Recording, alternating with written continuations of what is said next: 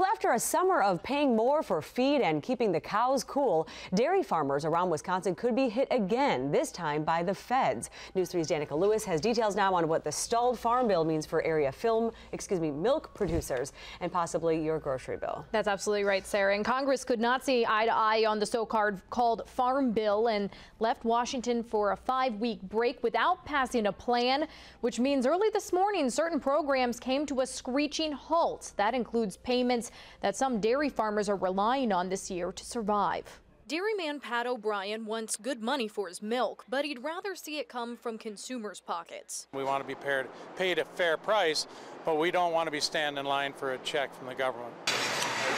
O'Brien already trimmed down 10% of his herd, cutting 1 of every 10 cows in case of feed shortages over the summer.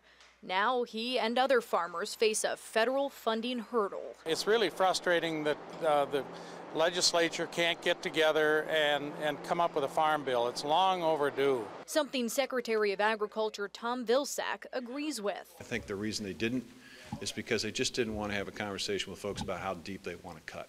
Touring the Catholic Multicultural Center, Vilsack took a look at the kitchen, checked out the food pantry, and unveiled more money for specialty crops.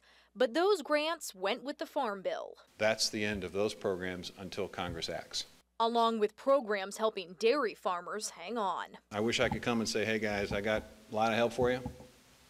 I can't say that, but I can tell them I understand how they feel and that we're doing everything we can.